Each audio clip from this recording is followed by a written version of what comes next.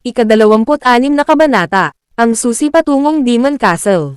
Inaya ni Jin ang kapatid na si Jinwoo na mag-jogging ng magkasabay, habang nag-uusap sila na tanong ni Jinwoo sa kapatid kung ano ang gagawin nito kung sakaling magkaroon ito ng 30 billion won. Sinabi naman ni Jin na lilipat siya sa mas malaking bahay at ilalagay ang iba sa savings account, habang ang iba pa ay di pa niya naiisip kung saan ilalagay.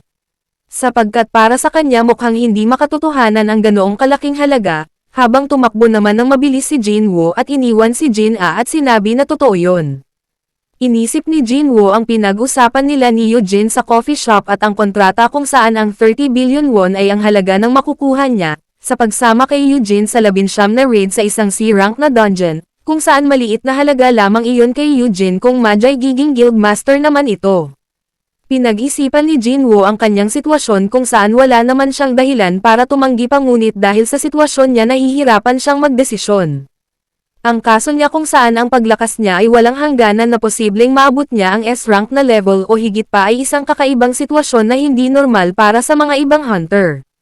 Dahil sa malaking halaga na ibabayad sa kanya ay pumayag si Jinwoo sa kondisyon na sila lamang dalawa ni Eugene ang papasok sa loob ng dungeon. Isa tila di makapaniwala at naguguluhang sinabi ni Eugene na kailangan ay 10 miyembro ang kasama sa raid. Kaya sinabi ni Jinwoo na gagamitin nila ang paraan ni Hwang Dong-sok, kung saan tiyak na madami ang pipila at papayag na tumanggap ng bayad kahit hindi papasok sa loob ng dungeon. Wala din mangyayaring masama at walang masasaktan sapagkat may iwan lang sila sa labas. Ipinaliwanag din ni Jinwoo na kapag natapos nila ang natitira pang 19 na raid nang walang nasaktan sa mga nakasama niya, ay mas madaling mapapapayag ni Eugene ang kanyang ama. Kung kaya sumang-ayon na din si Eugene sa kanyang kondisyon at nagsabi na bubuo na siya ng grupo. Bumalik naman sa kasalukuyan ang isip ni Jinwoo nang biglang nagbigay ng alert ang system na nagsasabing natapos na niya ang quest. Napansin ni Jinwoo na bagamat natapos na niya ang quest di pa rin ito tumitigil sa pagbigay ng alert kahit panalagpasan na niya ang hinihingi ng system. Kung kaya naisip niya na tumakbo uli ng 20 kilometro pa, habang muli na namang naiwan ang pagod na si Jin A. Sa Washington, US naman makikita si Hwang Dong-so ang nakababatang kapatid ni Hwang Dong-sok, matapos makipag-usap sa telepono ay tinanong nito si Laura kung ano ang parusang maaari niyang kaharapin kung papatay siya sa Korea. Sinabi naman ni Laura na dahil siya ay hunter ng US kaya sa US siya kakasuhan at hahatulan, ganoon pa man maaring makipag-usap ang US sa Korea upang mapababa ang magiging kaparusahan. Galit na sinabi ni Hwang Dong-so na may pumatay sa kanyang kapatid, at lahat ng 7 kasama sa squad ay namatay, habang nakaligtas naman ang 2 pa. At ang 2 nakaligtas ay isang D-rank at isang E-rank lamang, kung saan alam niya na ang kanyang kapatid ay hindi ang klase ng tao na ibibigay ang buhay upang magligtas ng mahinang kasamahan. At ang mga nakaligtas ay hindi talaga miyembro ng squad kundi mga pandagdag lamang, kung kaya para sa kanya maaring naglagay ng trap ang mga ito at pinatay ang kapatid niya. Inutusan niya si Laura na ayusin ang kanyang schedule upang makauwi agad siya sa Korea, na tinutulan naman ni Laura. At sinabi na hindi pa siya maaaring umalis agad dahil siya lamang ang inaasahan ng kanilang guild. Kung kaya pagkalipas pa ng 2 linggo bago mabakant ang kanyang schedule, bagamat hindi naaabot sa libing ng kanyang kapatid ay pumayag na rin siya. Sinabi ni Hwang Dong-so na sanay buhay pa si Eugene Ho at Sung Jinwoo makalipas ang 2 linggo, makikita na sa mukha nito na may masama itong balak sa dalawa. Sa sumunod na eksena makikita na nakatayo si Sung Jinwoo habang hawak ang kanyang dagger. Inilabas nito ang susi na nakuha niya mula sa pagkumpleto ng doble sa hinihingi ng quest.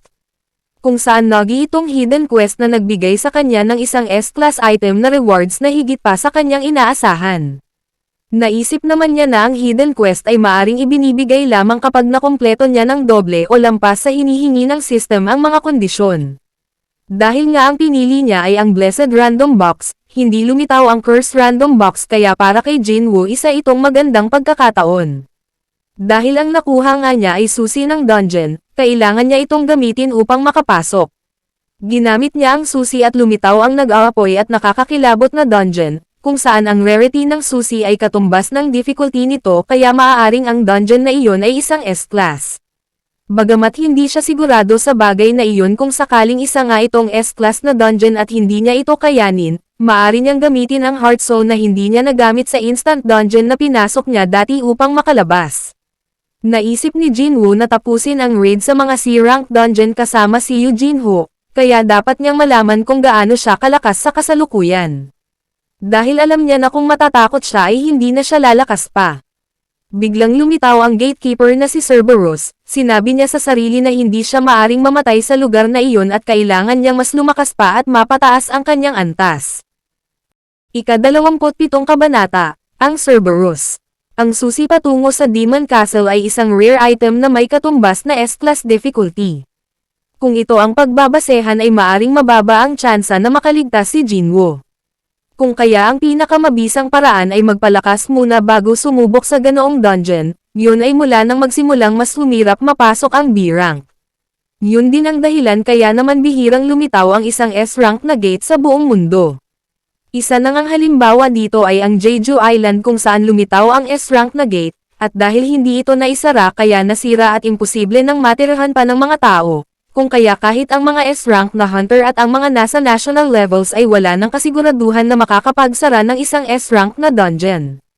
Para naman kay Jinwoo sa kasalukuyang kakayahan na meron siya, hindi siya dapat pumasok sa isang S-rank na dungeon at maaring imposible na matalo niya ang isang S-rank na halimaw.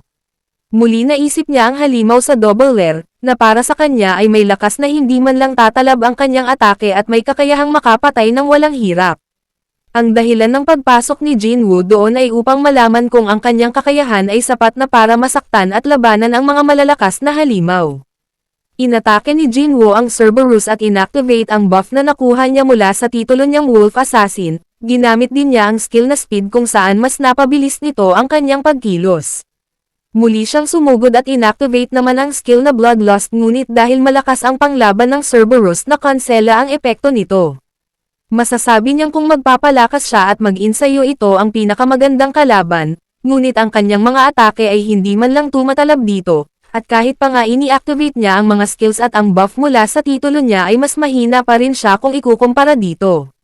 At sa isip nga ni Jinwoo kahit hindi isang S-rank ang dungeon na iyon may antas naman ito na hawig doon. Ginamit ng Cerberus ang kanyang skill na Rage kung kaya dumoble ang lakas nito at sinugod si Jinwoo. Tumalon naman si Jinwoo at sinaksak ng dagger ang Cerberus sa isang ulo nito, ngunit sa kasamaang palad hindi ito umepekto, bagkus ay kinagat si Jinwoo nito at inihagis. Malakas na bumagsak si Jinwoo sa lupa at dahil doon nagbigay ng mga babala ang system na nagsasabi na nababawasan ang kanyang lakas. At dahil nga bumaba ang kanyang lakas biglang nag-activate ang skill na Tennessee o pagpupursige, kung saan para kay Jinwoo ay tinutulungan siya ng system upang hindi siya mamatay. Lahat ay makakapagsabi na ang kanyang pinagdaraanan ay hindi isang normal na awakening lamang. Kung kaya para kay Jinwoo kailangan niyang mahigitan ang inaasahan ng nagpapatakbo ng system na iyon. Ini-activate ni Jinwoo ang status recovery kaya nakabawi siya ng lakas, at walang takot na sumugod sa halimaw habang sunod-sunod at mabilis ang ginawa nitong pag-atake. At dahil nga sa tindi ng mga binitawan niyang atake natalo niya ang Cerberus at muli tumaas ang kanyang antas. Nagpasalamat si Jinwoo dahil nalaman na niya kung hanggang saan lang ang lakas at kakayahan niya, at alam din niya na maari siyang mamatay kung bubuksan niya ang pinto ng kastilyo at papasok doon.